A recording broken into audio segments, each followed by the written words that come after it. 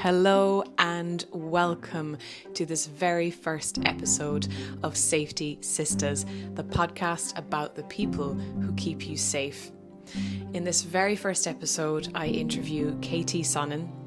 KT is the CEO of Invictus professional training for security and medical in events and in all walks of life. KT has worked in the event security and medical industry for almost 20 years, and she is the first guest for the very reason that she helped me come up with the name Safety Sistas. We wanted to talk about and celebrate the women and the people in our industry who work tirelessly behind the scenes to keep everyone safe. And I want to take this opportunity in this podcast to celebrate these people, celebrate what they have to offer, and share their wisdom, their experience and their knowledge with others in the industry to make sure that we do our best to keep people safe at events and beyond. This episode is a roller coaster. KT has an incredible background and life experience that she shared with me, and I really hope you enjoy this one, and some very unusual experiences that she has had that actually helped her in her professional life. So sit back, relax, and I hope you enjoy this episode as much as I did. Welcome, Katie.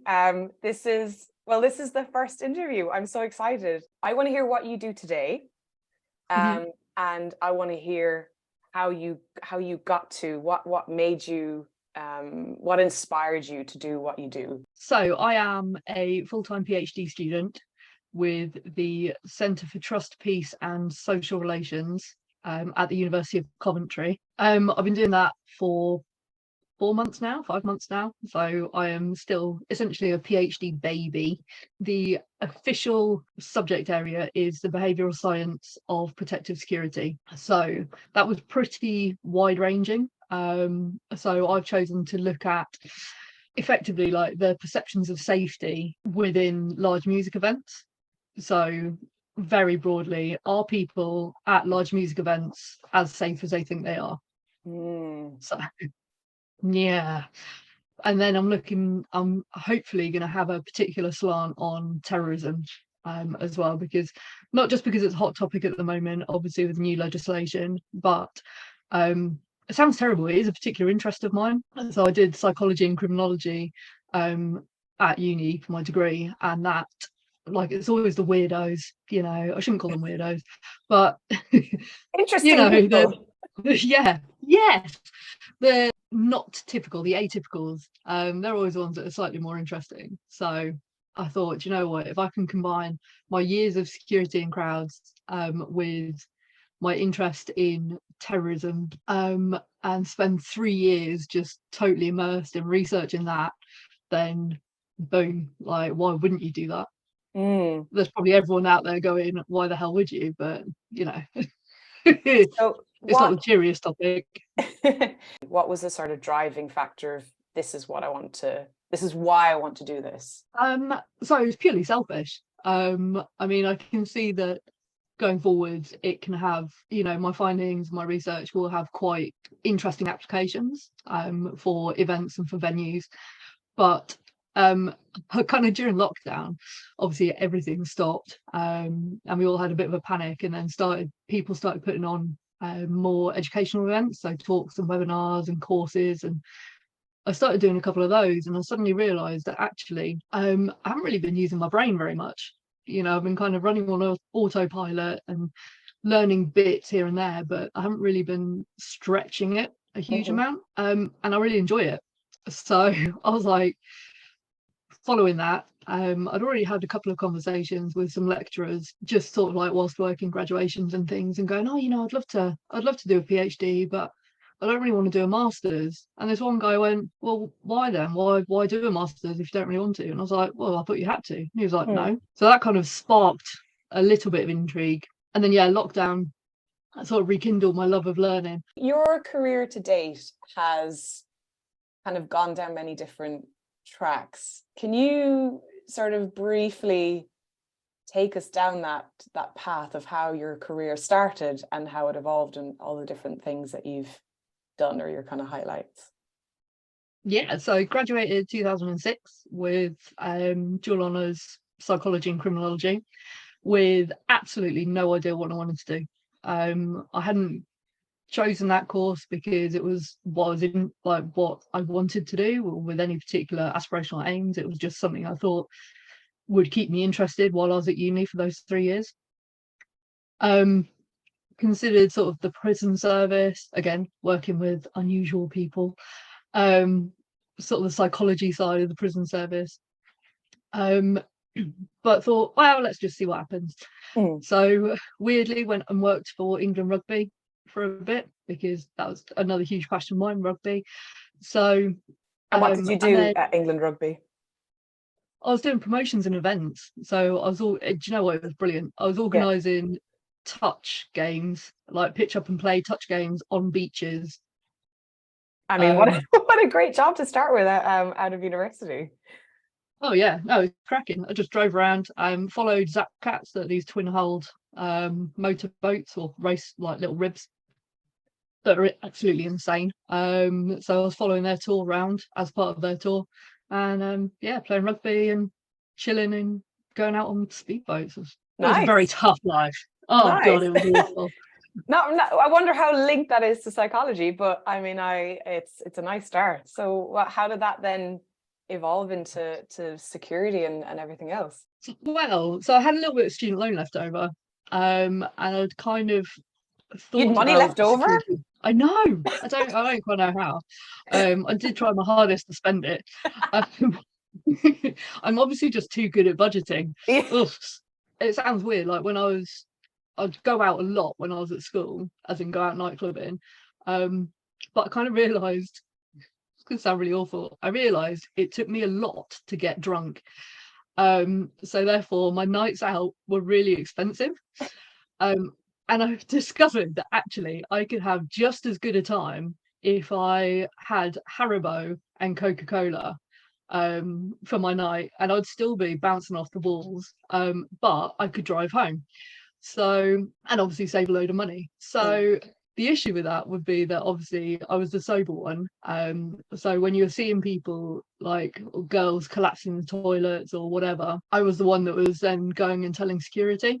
So I kind of had this like informal relationship with a lot of the door staff in various nightclubs. So they'd go in, they'd ask me, to do some toilet checks and stuff for them. I then had a conversation with them, and they were like, you should think about doing this, because there's a massive shortage of women in the security industry. So I took my leftover student loan and I booked onto a door supervisor course. And at the end of that, I felt more unprepared for working on the doors than I did beforehand. It was terrifying.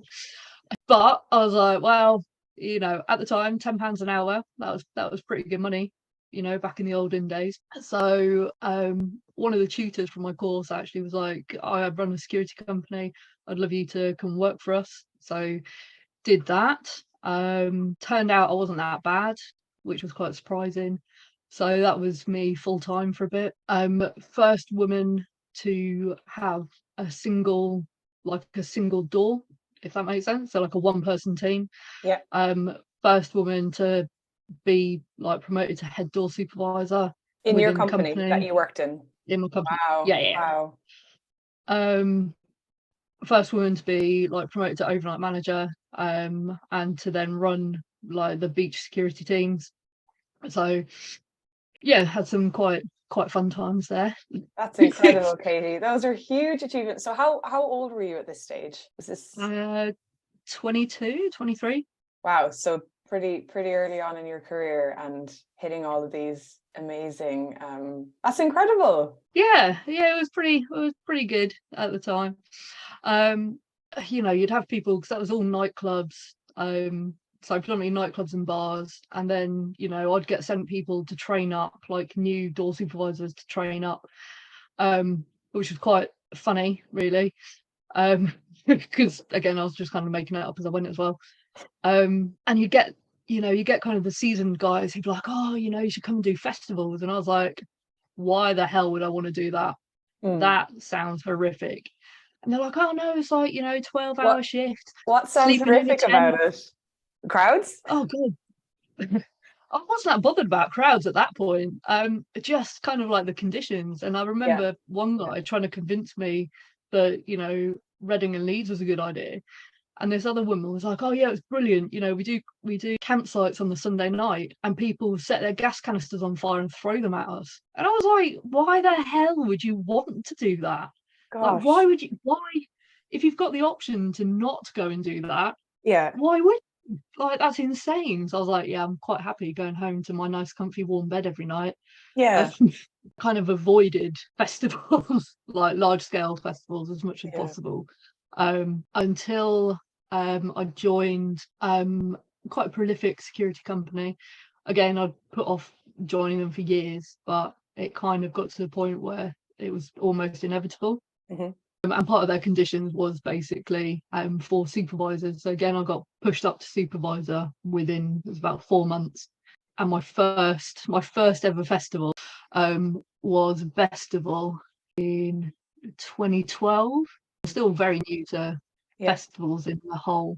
I'd had no supervisor training with this company. I'd never really seen crowds that big. I'd been as a customer to one festival. I went to V Festival in like 2005.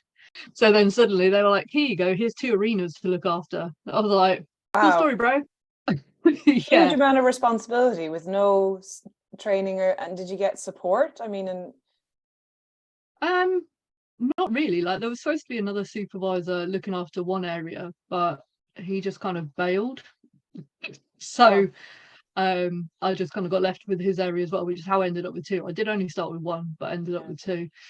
And obviously all these teams of pretty experienced security. And I'd like to say I smashed it. So, the comments from the minibus drivers, 'cause it's quite a big site, the minibus drivers on the way back, they were like, what are you doing to your team? And I was like, oh my God, what do you mean? And they went, your team are all really happy at the end of the shift. And I was like, isn't everyone's? They're like, no, usually they're all proper miserable. And I was like, oh. So then it was great because I then had staff retention. I had the same team wanting and kind of like stealing wristbands, which, is bad, but they were stealing wristbands to get back to my area. Wow. And I had response teams lurking in my area rather than, elsewhere where they should have been, just because they knew that I'd be walking around and I'd have sweets and I'd stop and have a chat and explain stuff, and I'd always be and there treat to them help. like human. But to me, that was just, part of it. Like, it wasn't a special effort. It was just how I thought the job should have been done. So and then from there, kind of moved through things, got into teaching. So I started with teaching first aid.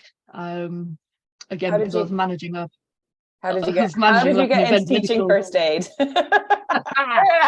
Right, so I feel like your mind's going to be slightly blown. So 2012 was kind of a pivotal year. So 2011 to 2012, I was like, right, I need to take some time out for me. I need to go and figure out who I am, what I want to do, where I'm going in my life, So my friend lives on a cattle farm, or she owns a cattle farm with her husband out in Australia. So she was like, oh, come over. So I was like, cool, all right, booked a ticket and did that. So I was a cowgirl for 3 months, which is amazing. it was quite fun. And actually people are like, oh, well, how's that related? Do you know what? I think I've learned the most from around crowd management. And I'll probably get loads of backlash going. You're gonna have to talk me through this one. Well, you've got a herd of cows. You've got a herd of cows, and they're just like people. They work the same way as people. So, when you're doing things like an arena sweep, if you put a member of staff at the front and try and sweep people towards them, either they will turn around because they don't want to go that way, they will go around them, they will pop out the sides because you're putting too much pressure on them and you're essentially blocking the exit. So, which is exactly the same with cows. So this is real. I knew I was going to get a gem from you. So I've seen it in action. So we've had to do, like, I've had to watch pitch clearances from sporting games where you've had loads of people come on the pitch and we've then had to clear them. And you see the security moving and herding them, because that's essentially what you're doing. You're herding people because you want them to go into a specific place or a specific location. So you start herding them, and then you'll get this one security officer who, I don't know what they're doing, but they then go and stand right in the wrong place, exactly, like you'd get with a really inexperienced herding dog or person. They'll go and stand in the wrong place, at which point your nice neat herd then fractures, and you get that first person who goes the wrong way, that first runner. And if you don't kind of corral them, then your entire herd will just fracture. So watching security teams struggling with this really basic concept, and they're kind of, you can see them standing there looking at each other going, why is it not working? And you're like, because that one person is in the wrong place. Just that one person. Move him, this crowd will move like water. It'll be beautiful. But while he's there, your crowd will be getting more anxious. They're crowded in one place, they're not moving, they're not happy. And they're not exiting. Yeah, they're not doing what you want. They're not doing what you want, and they're also not doing what they want, because if they're there, they generally don't want to necessarily stay there. They want to move somewhere, and they're not in a comfortable position. But you're kind of, even though you're not physically stopping them, just essentially the psychological impact of having that person in the wrong place will prevent people from walking past. So crowds are like cows. Yep, cow crowd. And any other kind of, is that sort of the kind of the biggest thing that you picked up, or were there any other insights? Oh, stay away from all snakes. That was quite a key one. Roma cows. So yeah, Roma cattle. Wow, they are crazy. Like, absolutely crazy. Do not go in there by yourself, and if you do not go in there without a bit of hose and being able to jump the fence. That is my cow advice. And actually, it's a lot easier to castrate than you might think it is. Well, anyone listening, you came here for crowds and you got cows. Is that not what we're talking about? I love it. Oh man. So I thought this was bovine monthly. Wow. So you started off saying you started teaching first aid, and then we got to cows. How does this now come back to the first aid? Okay, so I then came back from Cowland and started working for the large company. So I worked kind of all over the south, and then a particular venue in Portsmouth was changing the way they did security. So they were looking for some full-time concierge staff. So I applied, got that job. Also meant I moved up to Portsmouth. They put me on a first aid course. While I was there, the guy went, "You're pretty good." And I was like, well, I've been doing first aid for a while, mainly on myself, but been doing this training for ages. And cows. No, first aid from the cows. That was the issue. So he said, "Oh, have you ever thought about being a medic?" And I was like, "Not really." So he said, "Well, I'm running an event medic company, so come join that." So I was like, "Okay, why not? Extra cash." So I have my full-time job, security, and then I added medicing on the side as well. Great diary management. And then from that, he was like, "Oh, we need a manager." So I was like, "Oh, okay." And in the interim, I'd left the concierge role. So he was like, "Oh, come and manage my company for me." So I was like, "All right." And then he was like, "Well, I'm doing loads of training. We've got getting loads of extra work in. Come and teach first aid." Okay. So that kind of got to that point. So I did that for a bit. At which point Carl's business, he'd kind of been through his own stuff. Your husband. My husband, yeah. And he had decided to focus on his business, so doing sort of essentially safety and specialist security training. So I was like, well, I could do that. I've got a bit of experience, give it a go. Yeah. So I jumped in on his business, and here we are. And so with this company then, does the work that you do, or the work that you do that's now on pause, does that take in all of your previous experience? to a point, I'm going to name drop Invictus Professional Training Limited. We're here for all your security needs. Sorry, you got radio voice then. That was brilliant. Oh god, oh, it was awful. So obviously we do like all the mandatory sort of health and safety, first aid, all that side. For events or for any business? Any business. Yeah. We try and tailor it depending on who our clients are. So if we're delivering to a security company, we'll include catastrophic bleeding because it's important. But if we're delivering to like a nursing home, then we'll think about actually what are the real risks that they're facing, what sort of home is it. So that side. Then we do obviously all the security license linked qualifications, so door supervisor, security officer, and CCTV. We don't do close protection because it's not our area of expertise. There's a lot of really great companies out there doing it, so I'd much rather send them to someone else, to be honest. And then we do a lot of sort of like post-license upskilling and qualifications. So things like incident response team, front of stage barrier, so like lifting people over pits, supervisor training, pit supervisor training, which is quite fun. Yeah. Reporting, recording, control room. Yeah. If we can't do it, we're quite happy to hold our hands up. We don't do everything. We don't have expertise in everything from our trainer team. But generally, if we can't do it, then we'll know someone really good who will. Yeah. Or who can. And, there's no point us half-assing a job. I'd much rather just pass it on to someone else. Yeah.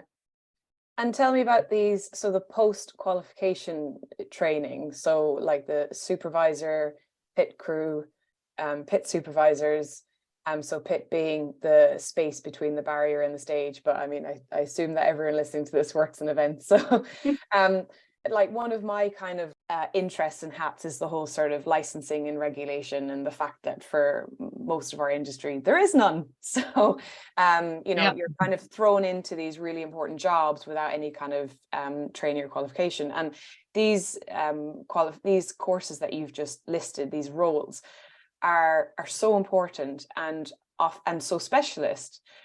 So there is a qualification for front of stage barrier. Yeah. But we have opted not to deliver it, if that makes sense. So we deliver our own front of stage barrier course and issue certification for that. And the reason for that is purely both of us individually used to deliver the qualification. Yeah. And it's very, very like history based. There's a lot of sort of the academic side, whereas a pit I don't think there necessarily needs to be that level of understanding the like origins of a front of stage barrier, in 1960 the pit would sit below. I mean, that's great. It's great if you want to find out, but actually can you pull someone out of the crowd when you need to and say that's the important bit. Yeah. So recognizing what normal crowd behavior looks like, recognizing what abnormal crowd behavior looks like, current trends as well. So when we get weird and wonderful stuff like the earthquake that came out of nowhere, that was great. Tell me more. Yeah, earthquake. We have like it's generally, I can't remember which DJ it is. They started at a DEF CON, I think, where they're like, right, everyone link arms and take like 4 jumps to the left, left, to the right, and you just see how many hundreds of thousands of people bouncing along, which phenomenal to watch. Absolutely phenomenal to watch. Probably quite amazing to be in from a crowd management viewpoint. Blech. That's my technical term right there. And it does not feel me. And for those of us who may not work in crowd management but work in other areas of events, translate what is when it happens in real life. Well, or how it impacts you, I guess, as your role. Yeah, I think the recognition of it just takes one person in that to fall over, and that entire crowd could go down, and then you're talking about hundreds of injuries, because it's not easy to get up from that. Like any large crowd collapse is just not easy to get up from, and especially if they're all linked together to start with. So yeah, just that horrible feeling of unease. Blech. Blech. And have you ever had very technical term. Yeah, and have you ever had that experience of any sort of kind of collapse where it was challenging for you and your team, or the team that was there, to be able to help, to be able to mitigate and resolve the issue? We've had some little ones. I think it'd be ridiculous to say that it's as a venue or as a individual that you've never experienced anything. So yeah, we've had, I think, in various venues that I've worked with, there have been challenges. We've had small little crowd collapses. There have been some larger progressive crowd collapses that I was there for, didn't see personally, but watched the videos afterwards, just because of where I was at the time. Yeah, but there's a difference between having all those free agents, essentially having people being able to not be interconnected and move around freely and stabilize themselves, but as soon as you connect them together, then I think, for me anyway, like the possibility is massively increased, or the impact is increased. So and with events kind of today, or in the kind of post-pandemic, are there kind of other that you're seeing happen that is a cause for concern from your experience? Oh God, everything's a cause for concern. Crowds are a cause for concern. Yeah. They're just very people in general. If we could do events with no audiences, that would be amazing. But not very profitable. No. So. Maybe this is why I'm not. We also wouldn't be there. We would. Yeah. Yeah. Someone would be like, "That's what tabletops are for." So there seems to have been a bit of a change in like mosh pits. I think we're seeing a bit more, like a higher level of aggression and intentional wounding and hurting that wasn't necessarily there before. And of the crowd to each other, or of the crowd towards security, of the crowd to each other. The crowd to each other, so within like the actual mosh pit itself. And I think that's probably just, well, partly down to lack of experience. So if you've got people who haven't been, generally with mosh pits, you grow up, you learn how the mosh pit works. You don't kind of blast in on your first one and start throwing your arms around. You maybe kind of see what happens, see what the social norms are, then get involved, and you learn fairly quickly. It's a fairly self-regulated area. Personally anyway, it seems at the moment that there's like a higher level of crowd killing and like intentional aggressiveness, rather than the kind of free expression and like chaotic dancing. That is usually associated with moshing. So that's something that we've had to kind of keep an eye on, and also it can be quite dangerous, like not dangerous, can be quite difficult to manage as well, because there's a really fine line between people punching each other in the face for fun, and it kind of being consensual and everyone being happy, and one guy punching another guy in the face. It's bizarre. And the puncher having a great time, but actually the person being hit kind of not being up for that. Which, if you take that out of the mosh pit, that's assault, it's an arrestable offence. Bosh, done. But because it's in a mosh pit, it's within the social norms of the mosh pit. But then also you've kind of got why he wants to express himself, and he's come here specifically to release that energy and have a good time, and his having a good time is impacting on other people, but then who says that other people's right to enjoyment is more important than his? So then you're kind of faced with like the one versus the many. So obviously punching people in the face is unacceptable, but even things like large dancing, you've got people trying to start crowd surges, so they'll literally like run into harder bodies of crowd to just try and get that movement going, which again, it's not acceptable, but it's also not, like, it's not criminal behavior, it's just unacceptable behavior, if that makes sense. Within So within the societal norms, within the psychological part, and so generally, you talk to people, you make them aware, you tell them, clearly their level of energy is way above what everyone else is doing, and maybe they just need a bit more space, or to just tailor their behavior slightly. But it is kind of difficult, because why should one person be tailoring their behavior? If you've got one person singing their heart out, having the absolute best time, but it's ruining it for other people, then why does everyone else's enjoyment count for more than that one person? Which is kind of difficult, and I think probably leads to, like, thinking about what happened in, I want to say Manchester. Was it The Bodyguard? I don't think it was Manchester, actually. Oh, With the theatre show. audiences. Yeah. I can't remember what city was it. Yeah, but it was it was the Bodyguard theatre show. And continue. Oh yeah, so you've got people singing along, having a great time, but then other people complaining because they couldn't hear the singing, and both people are enjoying, but it's just different, like the different expectations. And again, I think that's kind of come out of it as well. Yeah, when does it cross that threshold of what's acceptable and what's not in what situation? Yeah. No, these are like, they're kind of the eternal question, isn't it? And it's when you're in that environment and you're managing that environment, and you're going, when it's almost like you're watching it, and it's like the only way you can respond is by your gut feeling going, okay, this is starting to kind of escalate. Do I need to interject now? Is it going to die down by itself? Is this now unacceptable behavior? And it's not black or white at all, actually. And I guess that's the challenge with humans, is we are humans, and we have this ability to make all these different decisions at any one time. And so thank you for that insight. I guess one of my final questions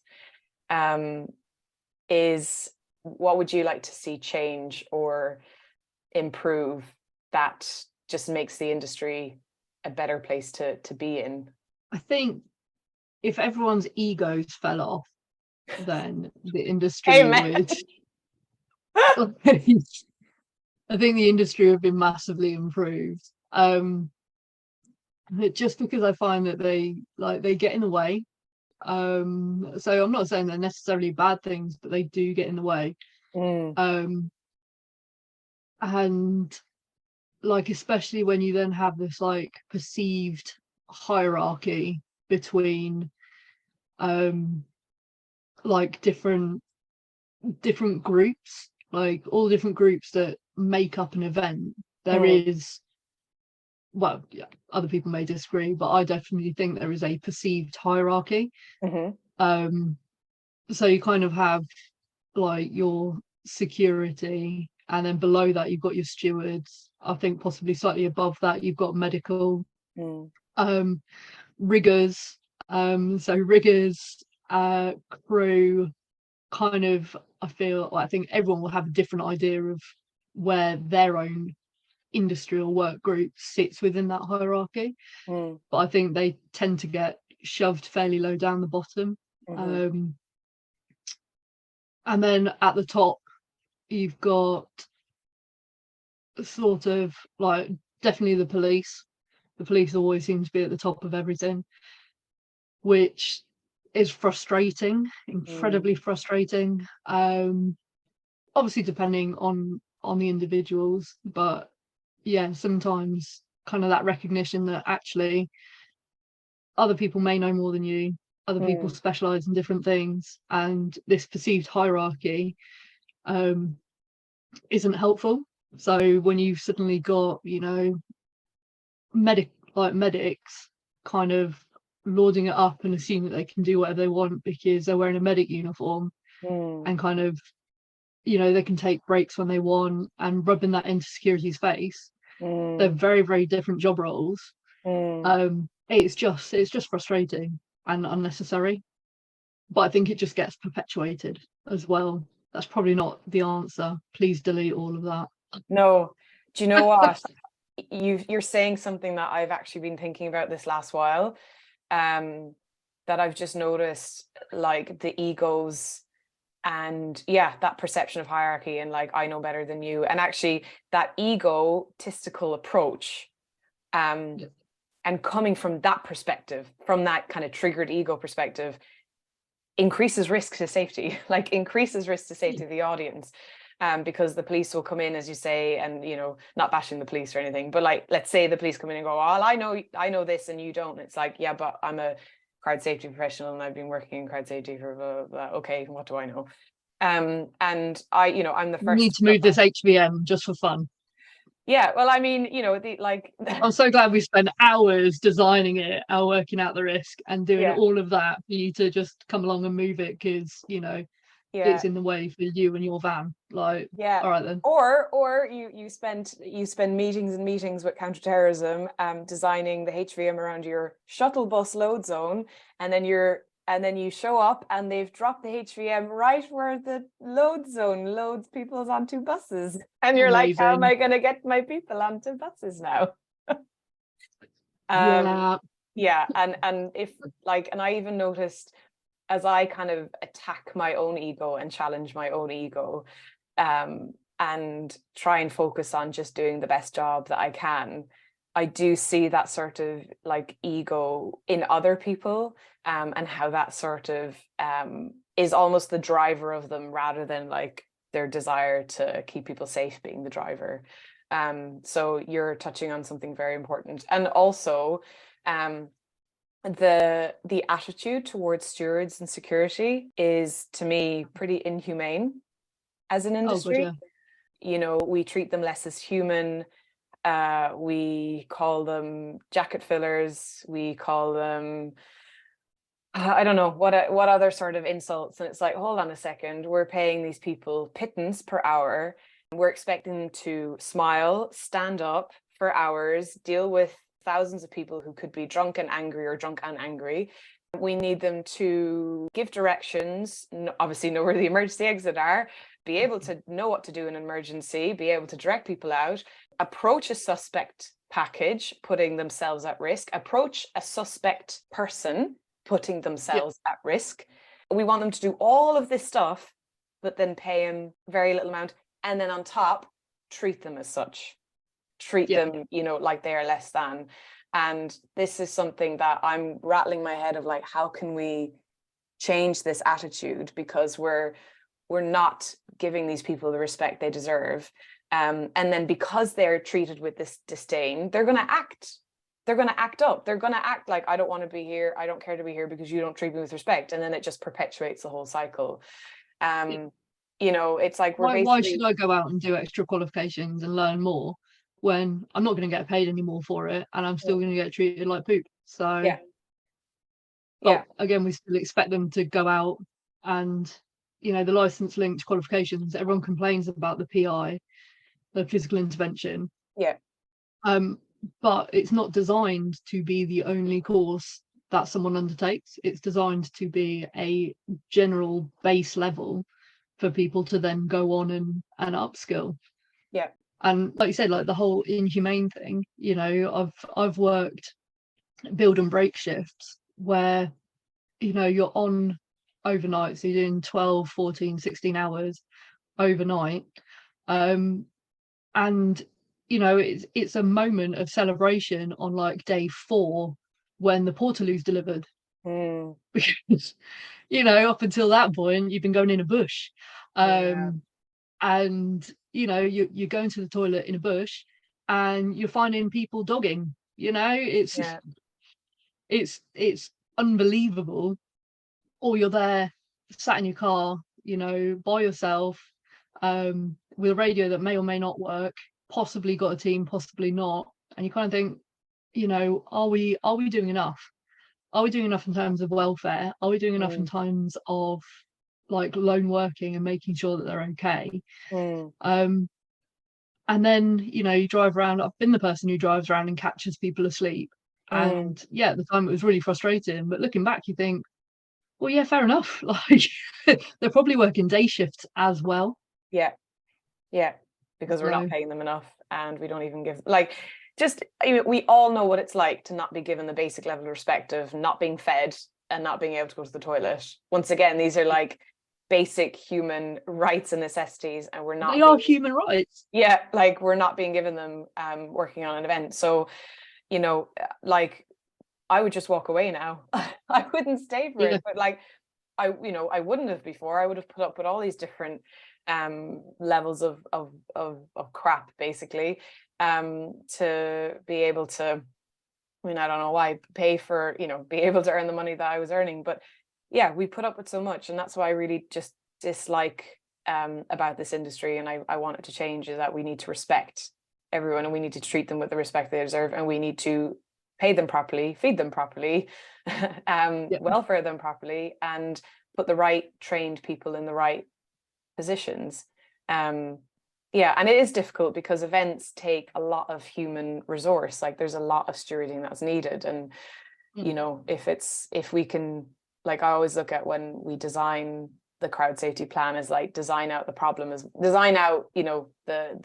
risks as much as possible, and then the last layer that goes in are the humans, because the less humans you put in, the less risk to them as well, that you're putting everyone at risk that is in the crowd. So it's I haven't found a solution yet, apart from accepting that we need to up the budgets, and for some reason seeing security not as a cost but as the reason the event can go ahead.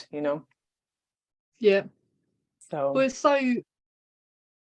just so frustrating, and you get security. I think the companies are just as guilty, if that makes sense, because for quite a lot of them you do just get treated like a number. You are number whatever. And because you're not an employee, because you're a subcontractor, actually they've got no requirements to provide you with a toilet or to provide you with food. And because one of the first things that happens when you join a security company is you're asked to sign, obviously it'll be different now because we're out of the EU, but you get asked to sign out of the EU working time directive, meaning that you can work all the time if you want.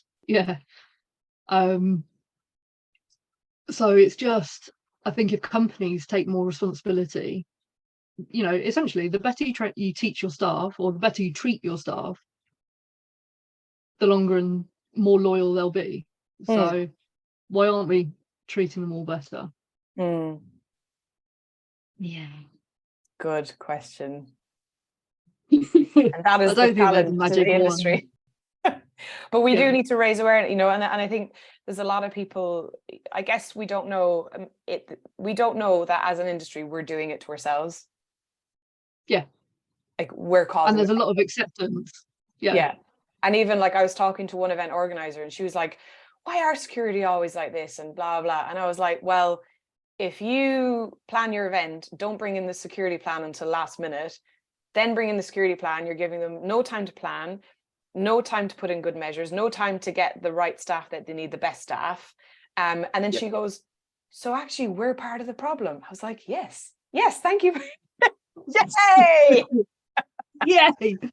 I don't want to say it, but yes, you are. The earlier you bring in the crowd safety element, actually, like it's like the event needs to be designed threaded with crowd safety, because the event brings crowd safety is the, and then you get this team in to, as you design your event, and then all of a sudden you've got event infrastructure, event schedules, event access that is conducive to supporting crowd safety, and then also you get to book in all the staff needed earlier on.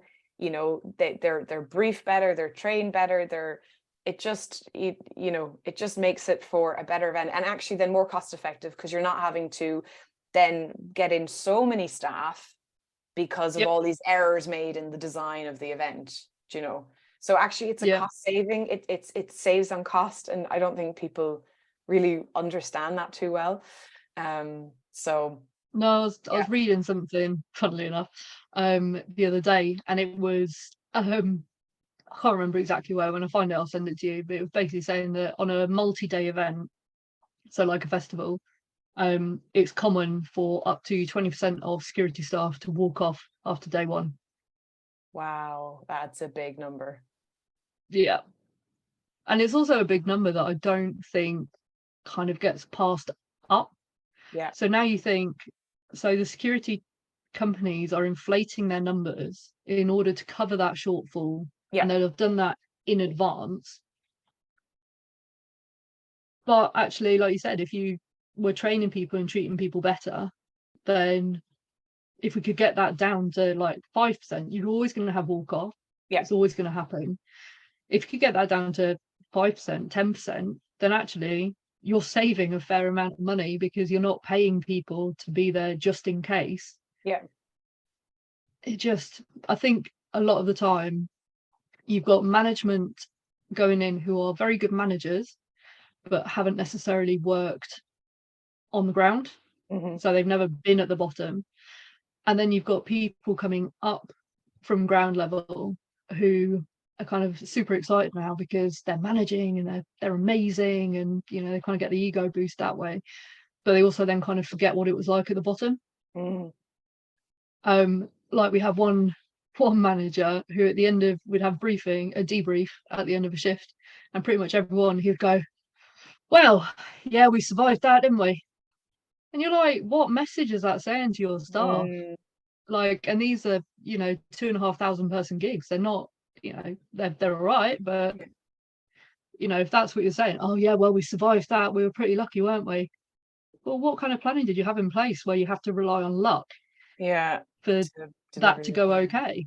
Jeez. Like, that's not filling me with hope as if I'm, you know, one of those staff on the ground. Doesn't make me want to come in the next day and be part of a family or part of a team. Yeah.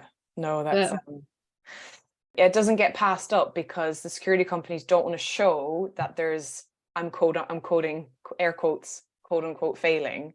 When it's not failing, it's like the amount, like, you know, when I've been on the side of booking security staff, I'm like, please be honest with me. What are your shortages? Please be honest with me. Because if you're honest with me, then I can go and change the plan to be able to, and they'll just go, yeah, no, we're fine. And then the day comes where it's too late for me to change the plan and we're short. And it's like, if you had just been honest with me, and like, I really value that honesty because yes, it's vulnerability, but in vulnerability is power, because it's like, you know that you're not going to get in trouble. It's like, I because the earlier you can tell me, we can work together to come up with a solution. And I think there's still that sort of like fear of shame or something with the security and stewarding providers to then turn to, you know, the crowd manager or the event organizer and go, actually, we've had 20% walk off. Like, they're not going to say that, are they? They're going to be like, everything's fine, all the positions are covered. And then we're walking around site going, why is there no one at the accessible viewing platform? Why is there no one, like, you know? Yes, and there should be people here. Yeah. I'm like, guys, sorry, this was on the dot plan. You know, and it has a huge impact because, you know, let's say you needed 9 lanes, you know, for your search, and now you've only got 5. Like, that's going to change your plan, you know? Yeah. So it's like, from the security and the stewarding companies to just be honest and you know, and I guess it's for the whole industry, because A, we want the security and stewarding companies to be honest, but then B, we want the clients to not eat their head off. We want the clients to go, thank you for being honest, thank you for letting me know, let's work together to come up with a solution. And that, once again, that is taking that ego right out of it, isn't it? Like, we just need to drop our egos and go, we're working on this together. And that is one team, one love. Yeah, 100%. Like, why do we need to be horrible to each other? And like, I do wonder, like, is, you know, with what I talk about with Naomi on the Meliorum Aventus, like, the fact that we're under so much pressure. You know, if you see me after like a full night's sleep and a day off, or you see me after no night's sleep and working 12 hours, which one's going to be grumpy Issei and which one's going to be happy Issei? You know, so if we're like under extreme pressure, it's almost like you've got this pressure gauge coming down. It's like the steam's going to spew out the sides, and we're just going to attack each other and have a go at each other. And when we find one fault, attack the other person. So I think it's just this like evil cycle that, because we're all exhausted, it's hard for us to be jubilant and happy because our reserves were in fight or flight. So like I see this as like a whole cyclical kind of thing. So it is. Could you imagine if rather than doing like 12 or 18-hour shifts on a festival, everyone was doing like 7 or 8-hour shifts like a normal instead? day. Like a normal day. Like a normal quote day. But would it be a logistical nightmare? Yes, it would. Would it result in potentially better and safer events? Do you know what? Possibly. Because, by the time it kind of gets to, if we're honest, when we're expecting the major issues or the biggest worries to happen, isn't, right at the beginning, it's usually towards the end. Yeah. And when everybody is proper hanging out at that point, when actually they're needed the most, why aren't we taking those steps to prepare for that and almost like counteract it? And especially when you've got multi-days as well, by day 3 something happens, headline set 10 to 11 on a Sunday night of a festival. Would your response be exactly the same as it would have been at midday on the Friday? Possibly, but possibly not. And by response I mean like your decision making. Yeah. Would it be as fast? Would it be as accurate? Would it take into account as much? I don't know. And that's just in itself kind of concerning. Yeah, I completely agree. And when we're exhausted, the evidence is out there, we don't make right decisions. And I keep referring back to this study. Which book was it in now? Was it Thinking Fast and Slow, perhaps? Is it Daniel Kahneman's? And he talks about the study done on judges and when they're getting what's that, when someone appeals to be released, what's that called, going on, what's that word? Parole. What? Parole? Yeah, when they get the people apply for parole, to be released early, and they read the application, that they've been, that they want to be released early. And they were studying all these judges about their decision making, and they found that after they ate, so after breakfast and after lunch, they were more likely to say yes. And when they were hungry, so just before lunch and then coming into the evening, like when they were getting tired, is when their default was no. So when we are rested and well fed and basically in our rest and digest, we can make better decisions because we're using our evolved brain. When we're tired and hungry, we default back to our primitive brain, and we make decisions from our fight or flight. So I completely agree with you. We're not putting ourselves in positions to be making the best decisions when we're that tired, and we're making decisions that impact the safety of thousands of people, including our staff. Yay.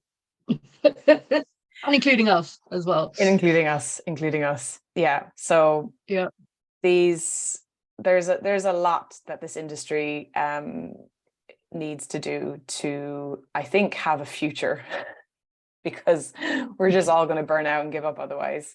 And then there's no one for the governments to go, here, I need you to put on this event, and you've got 10 days to do it.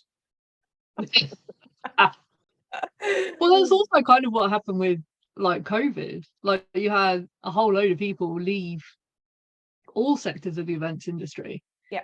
Just because, they had to. And so like that sector knowledge was still, I think now, even, what we're a year and a half on. Yeah. I think there's still that frantic scrabble to kind of regain some of that knowledge, or upskill people to that level, but you can't regain experience. So it's tough. But also then I find, again, coming back to the ego, quite a lot of the time people kind of some people, not all, some will knowledge hoard, and they're like, I know everything. I won't share any of my information with you because then you might take my job. And you're like, great, but what happens if you break your leg or your head falls off?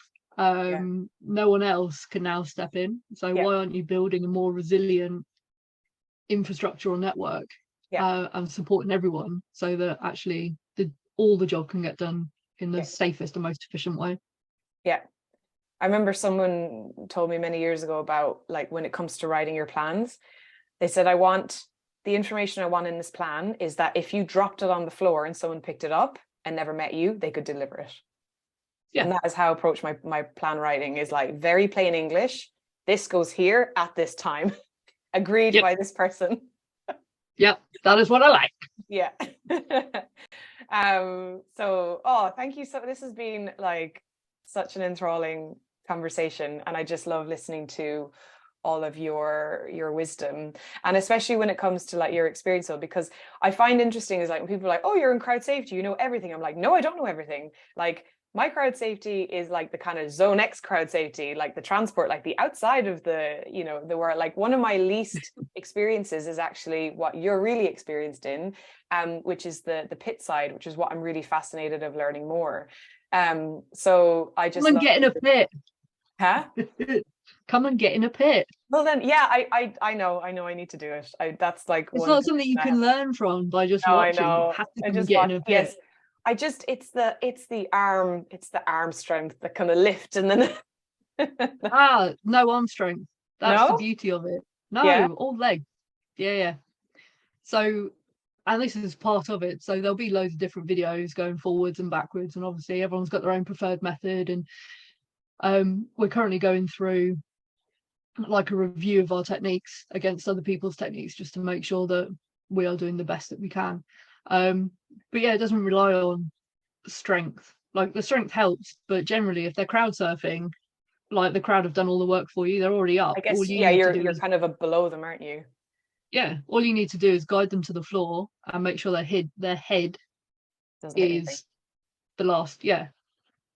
I mean, there are times where people will end up on the floor. It's inevitable. So if you've got a massively busy pit and you don't have enough staff, or it's just unexpected, they, like, the crowd surf coming over can end up on the floor.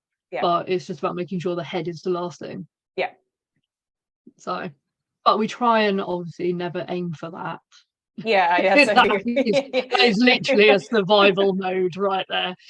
So is it more of a technique of pivot as you guide? Oh god, no pivoting. I just wanted to say pivot, really. Oh no, you can pivot if you really want, but no, it's just about getting under the shoulders. So getting under the shoulders and then a coordinated step down, and then, you know, make the person do most of the work. It's different. A crowd surf is very different to a pull out, where actually you are going to have to lift, but then hopefully you've done a lot of work in the build up to that with like the crowd at the front of the stage barrier, so they are all on your side and they basically love you, so that when it comes to lifting this person out, actually your crowd are helping, so you don't have to do all the lifting yourself. Always get the crowd on side. Yep. I've had dance offs with members of the crowd in, like, during changeovers, try and keep them happy. Love it. Yeah, I've not confiscated their sweets, so I've had ones that have like snuck sweets in past security on the front doors, and I'm like, oh, banging, opal fruits, thank you very much. And they're like, oh, we thought you were going to confiscate them, and I was like, well, you've already got them in, like, and you're feeding me, so like, I'm not taking responsibility for the search team. They've got their job. Ultimately, if it was a giant bag of crack, then I would take it off you. But it might elicit a different response. But you know, it's opal fruits. It's going to keep me happy. It's going to keep you happy. And if my crowd are happy, then it makes my job a lot easier. So, and they will tell you stuff, like they'll tell you what's going on as well, because again, you can't see. You've got, you know, a crowd of 2,500, and you've got, let's go for eight people in the pit. You can't see everything that's going on, and with the density as well. So you having that good rapport, meaning that someone turns around and goes, actually, this guy behind me is being really creepy and really inappropriate. Cool. Thank you for telling us. We'll take him out and have a chat. And at bare minimum, we'll move him in the crowd so that he's not near you. So nice. I love the pit. pearls of wisdom from KT on pit security and maybe crowds like cows. Crowds like cows. Oh, I love it. Oh, thank you so much for coming on and sharing everything that you shared. I mean, I found it fascinating. So I hope that those listening also enjoyed the journey. Any parting words from you, KT? No, just thank you very much for having me. And hopefully this doesn't lead to a whole load of cancellations in my diary. Where everyone goes, oh my God, she's a nutter. Right, cross her off. No, KT, sorry, we suddenly don't have the budget for you anymore. I think the effect will be the other way around. I certainly have just found it fascinating, your just breadth of experience. And you know, when it comes to the kind of medical side and the security side, and now you're studying, you know, in your PhD, you know, especially with the Martin's the Protect Duty Martin's Law that's coming in, we need you now more than ever. And I personally would feel safer at any event knowing that you had a hand in some part of the planning or are there in the pit. I'll be there. And I'll bring some fruit pastels if I get it through. So do you know what? I'll always let fruit pastel through. Don't quote me on that, anybody. Like, oh God. Keep her in the pit now. Don't put her on search. Yeah, I'm gonna have get all these messages going. KT, we confiscated loads of fruit pastels. They were all full of crack after your interview. I'm like, oh man. Oh, but thank you so much. If you do ever see me on an event site, I will always have sweets on me. So just because I walk around and hand them out, which is probably a bit weird, but we all need that bit of sugar. We all need that bit of sugar to keep us going. Oh yeah. But no, thank you so much for your time and your wisdom. And I'm just very grateful to have you in this industry, and I'm very grateful to be working alongside you and hopefully working together to make this industry a safer place to work in. And to enjoy events in. So thanks again, KT. Yes, definitely.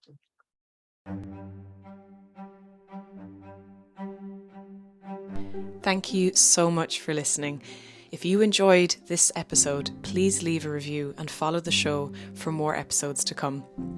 If you would like to learn more about crowd safety, you can visit my website and blog at isemurphy.com. That's ISEMURPHY.com.